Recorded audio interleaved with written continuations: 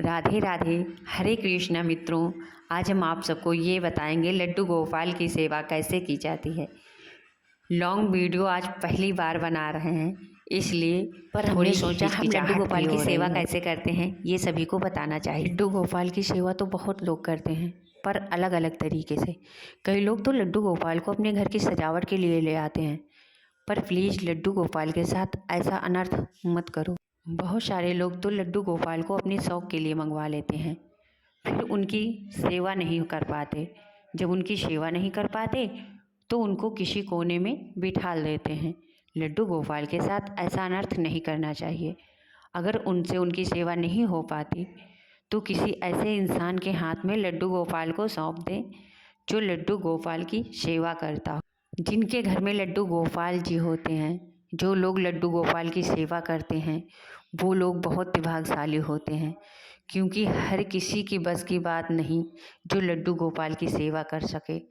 लड्डू गोपाल की सेवा करना कोई बड़ी बात नहीं है, बस सच्चा भाव होना चाहिए। उनकी सेवा तो अपने आप सरल हो जाए। सच्चे भाव से की हुई सेवा हमारे कन्हैया बहुत जल्दी स्वीकार करते हैं, क्योंकि हमारे कन्हैया बड़े सीधे और सरल स्वभाव के हैं।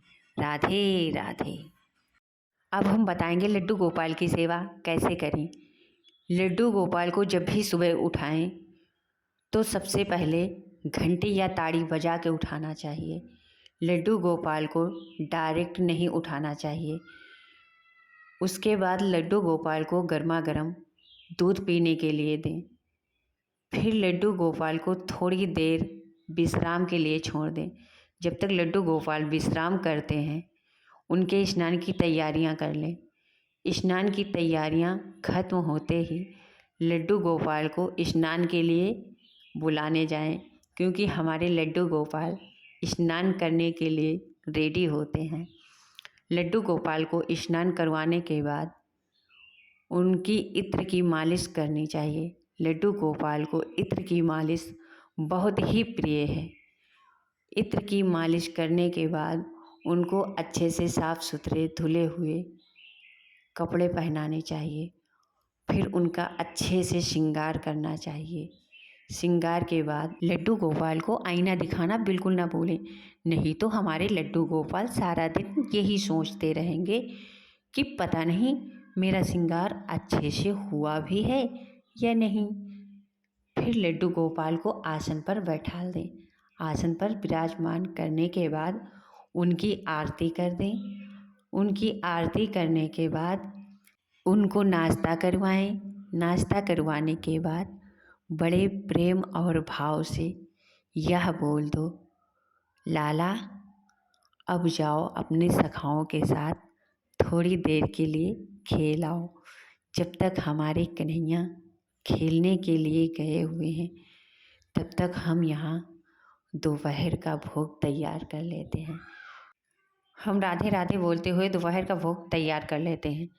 जब हमारा दोपहर का भोग तैयार हो जाता है तो बड़े प्यार से थाली में परोसते हैं और अपने कन्हैया के पास ले आते हैं। फिर उसके चारों तरफ अचवन करते हैं। अचवन करना ना भूलें। अचवन करने के बाद अपने कन्हैया को बड़े प्यार से खिलाते हैं। रात के भोग की वीडियो हम नहीं बना पाए हैं, इसलिए रात के 9 बजे हम अपने कन्हैया को गर्मा गर्म दूध पिलाते हैं। फिर उसके बाद थपकी देते हुए, लोरी सुनाते हुए अपने कन्हैया को सुला देते हैं। जब हमारे कन्हैया सो जाते हैं तो उनके लिए रात के खाने पीने की व्यवस्था उनके पास रख देते हैं। इस तरह से हम अपने कन्हैया को दिन में 6 बार भोग लगाते हैं। अगर आप सबसे 6 बार ना हो सके तो 4 बार भोग जरूर लगाएं। राधे राधे।